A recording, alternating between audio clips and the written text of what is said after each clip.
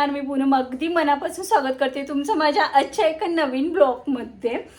So काय झालं माहिती आहे का, विहानला स्कूलमधून घेऊन आले आणि आज माझी ना भरपूर चिडचिड झाली. काय झालं ते सगळे कपडे वगैरे सगळे छान वॉश करून वरती सुकत घातले होते आणि पाऊस नव्हता म्हणून ठेवला आणि त्याला आले भरवले वगैरे सगळं आणि मला वरतून ना कपडे आणायचे होते आणि मग म्हणजे पाऊस थोडा थोडा येत होता. मग मी कसं म्हटलं त्याला की थांब मी तुला कार्टून लावून देते आणि वरतून जे आहे ते कपडे घेऊन येते पटकन. आणि त्याला मी कार्टून लावून दिली आणि तो ना त्याला थांब म्हटलं मी इथं, कारण पटकन घेऊन येते. एकतर पाऊस होता, परत तो वरती आला की पाय घसरून स्लिप होण्याचे एकतर खूप चान्सेस असतात आणि लहान मुलांचं माहिती आहे ना आता काही पडले ते किती प्रॉब्लेम होतो. मग त्याला असं मी सांगून गेली, अजिबातच ऐकलं नाही त्यानं. माझं काय केलं, मोबाईल पण घेतला आणि वरती ना रडतच गेला एकदम आणि मग ऐकत पण नव्हतं. मी कपडे काढते थांब म्हटलं नाही, तिथंच येऊन गोंधळ घालत होता. मग म्हटलं मला खूप राग आला होता. मग त्याला कसं बसं मी कंट्रोल केलं आणि मग त्याला झोपवलं. आणि उद्या विहानच्या स्कूलमध्ये ना पालखीचा पण कार्यक्रम आहे. सो त्याच्यासाठी मग व्हाईट कुर्ता आणि हे लागणार होतं धोती आणि थँकफुली माझ्याकडे व्हाईट कुर्ता आणि धोती होतं. म्हणजे मला थोडंसं आठवत होतं की विहानकडे आहे लास्ट इयरचं म्हणून. सो मग आल्या आल्या पटकन त्याला झोपवलं खाऊ पिऊ घालून. आणि मग परवा मग ह्यांच्या आत्तीच्या घरी जाताना माझा ना स्टोल अजिबात सापडत, म्हणजे मला वाटत होतं की मी तिथंच कुठंतरी ठेवला म्हणून. आणि जे काही मी जाता जाता बघायसाठी गेले ना, मला अजिबात तो स्टोल काही सापडत नव्हता. मग त्याच्यासाठी मग एक बघता बघता सगळे कपडे विस्कटून गेली होती मी. आणि मग आल्यानंतर काय अजिबात वेळ भेटलाच नाही, कारण माहिती आहे कुठूनही आलं ना मला थोडासा प्रवास करून आला की खूप कंटाळा येतो. सो मग ते कपडे राहिले होते ठेवायचे. मग कालच्या दिवसामध्ये पण माझ्याकडून काय झालं नाही. मग आज म्हटलं की चला विहानसाठी जे आहे ते कुर्ता पण लागणार होता, त्याचं हे पण बघायचं होतं आणि मला साडी पण लागणार होती, कारण एकतर उद्या साडी घालायची. आणि साडी म्हटलं ना की मला नको, म्हणजे जीवावर येतं की साडी कशाला म्हणून, आणि नाही घातली तर मग ते छान पण नाही वाटत. सो एक साडी बाजूला काढून ठेवली. आणि नेहमीप्रमाणे प्रॉब्लेम माझा तोच की त्याच्यावर मॅचिंग ब्लाऊज नाही आहे, कारण मी साड्यांवरचे एवढे ब्लाऊज स्टिच करून घेत नाही आणि साड्या अशा भरपूर आहेत पण त्याच्यावरचे ब्लाऊजच मी स्टिच केले नाहीत. आणि पावसामध्ये ना एवढी छान छान साडी घालायला नको वाटते, त्यामुळे सिंपल काढून ठेवली. आता मला बघावं लागेल की त्याच्यावर कोणता ब्लाऊज मॅचिंग होतोय का. नाही होत असेल तर मग मला दुसरी साडी काढून ठेवावी लागणार. सो ते केलं आहे. आणि मी तुमच्यासोबत लास्ट टाइम शेअर केलं होतं की मी तूप जे आहे ते मागवले गिरगाईचं म्हणून, कारण आत्ता 2-4 वेळेला मी मला वाटतं 2-3दा तरी असेल ॲटलिस्ट यांनी जे आहे ते तिकडून तूप मागवलं होतं. तुपाची क्वालिटी खूप छान आहे, कारण ह्याच्या अगोदर मी घरीच तूप बनवायची. पण सध्या बघताना दुधामध्ये इतकी भेसळ आहे की तूप कुठलं दूध, तूप तर खूप लांबची गोष्ट आहे. ती दूध इतकं पातळ असतं ना, अजिबात त्याच्यावर साईज जी आहे ती पकडतच नाही आहे. सो सध्या तर मग मी घरी जे आहे ते तूप बनवणं बंद केलं ह्या कारणाने. ह्याच्या अगोदर काय व्हायचं की आम्ही म्हणजे दूध लावलं होतं गवळ्याकडून. सो ते सारखं माझं कसं व्हायचं की गावाकडे जाणं येणं होतं आणि मग ते दूध ना असंच हे व्हायचं. त्यांना सतत कुठं सांगा की आम्हाला आत्ता दूध नको आहे, 4 दिवस नको आहे, 2 दिवस नको आहे. आणि जवळजवळ महिना 2-2 महिने मी आता मागे गावीच होते, त्यामुळे यांना काही ते दूध संपत नव्हतं. 2-2, 4-4 पिशव्या तशाच फ्रीजमध्ये असायच्या, त्यामुळे मग मी ते बंद केलं होतं. आणि आता जे आहे ते गोकुळचं मग आम्ही जसं लागेल तसं पिशव्या आणतोय थोड्या दिवसासाठी, नंतर जे आहे ते मिळावेल. आता मग बरेच दिवस झाले माझ्याकडे तूपच नाही होतं, त्यामुळे विहानच्या खाऊमध्ये पण घालायला नाहीच होतं. आणि आज येतं उद्या येतं करत असे 15-1 दिवस गेलेच ते. सो त्यामुळे बिलकुल लाडू पण बांधायचे राहिले होते. मग म्हटलं की चला काल जे आहे ते तूप आले तर मस्त लाडू पण जे आहे ते ड्रायफ्रूट्सचे बांधून घेऊया थोडेसे विहानसाठी. आणि हे जे आहे ते तूप आहे तर खूप म्हणजे खूप छान आहे. 1200 रुपये किलो भेटतं, पण खरं सांगते गिरगाईचं आहे. आणि मुलांसाठी तर थोडंसं महाग वाटतं मला, कारण ह्यापेक्षा ना गावाकडे 700-800 जास्तीत जास्त 800पर्यंत भेटून जातं किलो. पण त्याच्यापेक्षा ही क्वालिटी खूप छान आहे. मी गावाकडनं पण आणलं होतं पण त्याच्यापेक्षा ही क्वालिटी छान वाटते. आणि मी जे घरी बनवायचे ना त्याच्यापेक्षा पण ही क्वालिटी मला चांगली वाटली. सो त्यामुळे जे आहे ते मी ह्या वेळेला 1 किलो मागवलं. ह्याच्या अगोदर अर्धा किलो मागवत होती, पण तेही खूप छान होतं. आता म्हटलं चला भेटलंच आहे तूप तर मस्त लाडू वगैरे बांधून घेऊ. विहान झोपलेला आहे. आता ड्रायफ्रूट्स पण बरेच दिवस झाले आणि आणलेले मी बांधते म्हणून राहून जात होतं. आणि माझी स्किन इतकी सेन्सिटिव्ह आहे ना की मी अगोदर इथं टिकली लावली आणि इथं छान नाही वाटत आहे म्हणून थोडीशी वरती केली आणि इथं बघा सगळं असं रेड झालं होतं. आता थोडंसं कमी झालं ते. म्हणजे इतकी पण कोणाची स्किन सेन्सिटिव्ह असू नये की त्याला टिकली पण लाव म्हणून जे आहे ते मग मी रोज टिकली पण लावत नाही. कारण खूप स्किन जी आहे ती सेन्सिटिव्ह आहे, नको वाटतं मग ते थोडंसं रेड रोज होतं म्हणून. आणि मग बऱ्याच जणांना वाटतं की ही टिकलीच का नाही लावत म्हणून. सो ते हे एक रिझन आहे. थोडीशी कधी काही टिकल्याने नाही होत, कधी काही टिकल्याने आहे जे होतं असतं. त्यामुळे मग मी बऱ्याच वेळेला जे आहे ती टिकली जी आहे ती अवॉइड करते. असं काहीतरी साडी किंवा काही कुठं बाहेर कुठं काय जायचं असेल तर तेवढं मग लावण्याचा प्रयत्न करते. नाहीतर मग नॉर्मली घरी असेल तर मग इतकं मग लावत बसत नाही. आपला नवरा काय कुठं जात नाही, आपल्याकडे असतो. कारण आपल्याला जर इतकं हे होत असेल तर मग ते रोज असं त्याच जागेवर लावायला नको वाटतं मला तरी. सो चला आता पटकन ना मी झोपले तसं ड्रायफ्रूटच्या लाडूची तयारी करून घेते. मला आवाज येतोय का, कारण पाऊस खूप म्हणजे खूप जोरात आहे. आता इथं मी काही ड्रायफ्रुट्स वगैरे सगळं काढून ठेवले. इथं मखाने काढून ठेवलेत, सोबतच इथं गूळ काढून ठेवला. आता गूळ मी दरवेळेला जो काळा गूळ असतो ना सो तो यूज करते, पण ह्या वेळेला माझ्याकडे एक्स्ट्राचा हा गूळ अवेलेबल होता.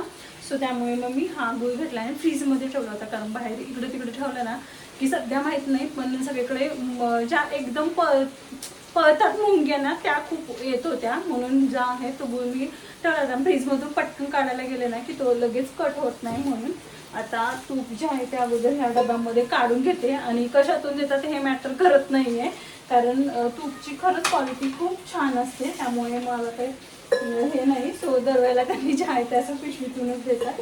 सो पटकन जे आहे ते तूप मी आता कळवत नाही, कारण नाही कळवलं तरी चालतं.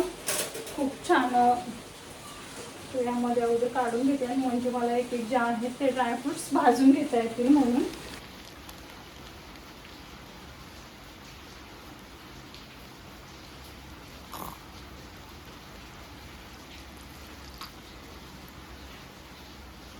खारीक घेतले. खारीक अगोदर काय करते थोडीशी गरम करून घेते आणि मिक्सरला बारीक करून घेते. कारण ह्यासोबत जर खारीक बारीक केली ना की अजिबात होत नाही. त्यामुळे फक्त खारीक जे आहे ते थोडीशी गरम करून घ्यायची. म्हणजे काय होतं मिक्सरला एकदा फिरवून घ्यायची त्याची पूड करून. सो पटकन ती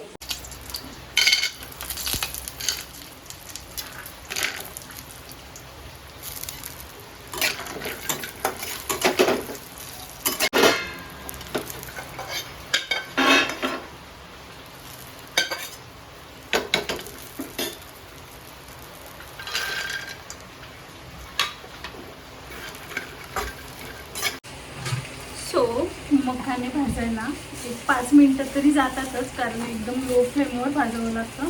तोपर्यंत म्हटलं थोडंसं गूळ जो आहे ते बारीक करून घेते. खूप नाही हे करायचं आहे. थोडंसं फ्रीजमध्ये ठेवला नाही की माझं ऑब्झर्वेशन आहे की पटकन असं फुटत नाही तो गूळ, पण नाविलाजला मला ठेवावंच लागतं. मग बाहेर भरपूर पाऊस आहे.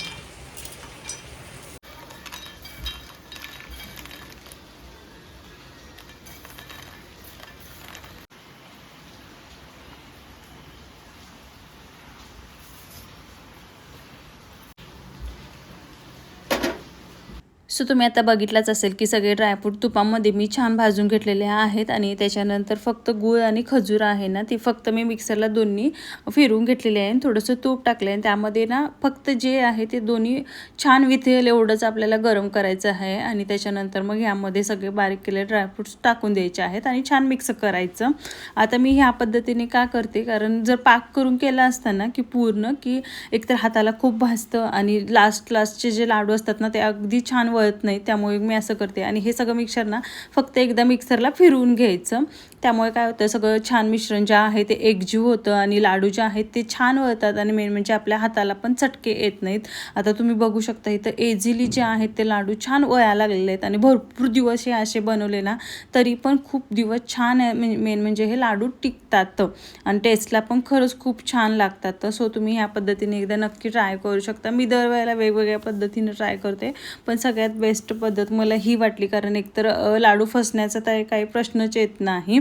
इतके छान जे आहेत ते बनतात आणि एकदम कच्चा पण गूळ टाकण्यापेक्षा थोडासा गरम झाला तरी ते टेस्टला पण खरंच खूप छान लागतात. आणि जी खजूर असते ती पण अशी एकदम मोठी मोठी लागत नाही, तर अगदी त्यामध्ये मिक्स झाली ना की गुळासारखीच लागते. त्यामुळे टेस्टला थोडीशी मला वाटते त्यापेक्षा हे बेटर लागतं.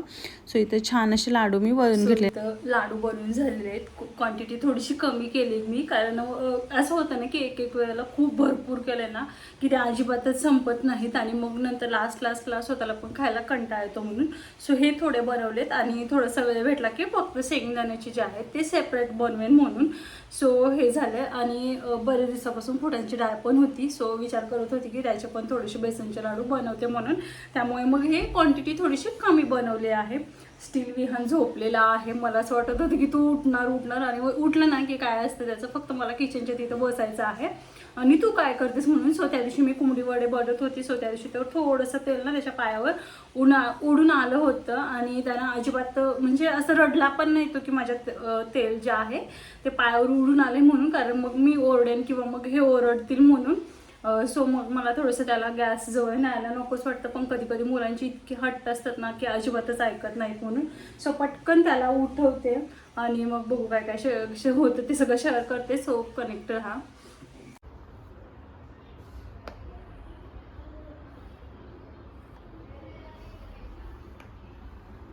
विहान झोपून उठला, त्याच्यानंतर रोजचं तेच रुटीन असतं, म्हणजे त्याला खायला वगैरे दिलं आणि आता जे आहे सो आम्ही पाटी पेन्सिल घेऊन बसलेली आहे. अगदी माझा काही फोर्स नसतो, तुला जे काही करायचं आहे ना सो ते मी कर म्हणत राहते. कारण टीचरांचं पण असं म्हणणं असतं की साधारण 3 ते 3.5 वर्षापर्यंत त्यांचा जो हात आहे तो छान वळतो. त्याच्यानंतर जे आहेत ते मुलं लिहायला शिकतात. तसा विहान लहान असल्यापासूनच पेन्सिल किंवा मग पेन किंवा मग हे खडू हे सगळं छान पकडतो तो लहान असल्यापासूनच.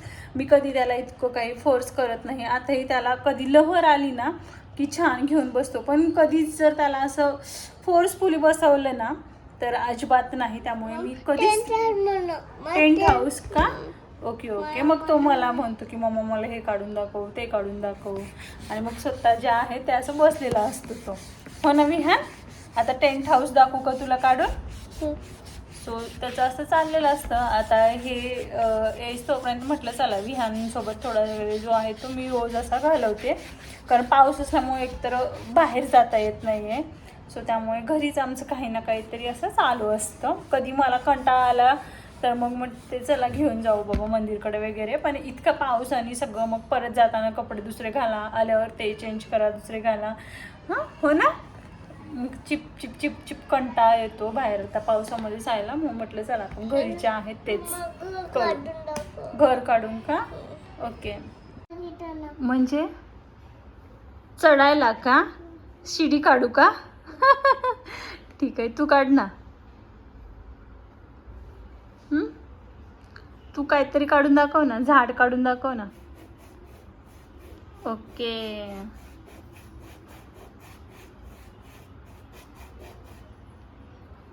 वा गुड, छान छान.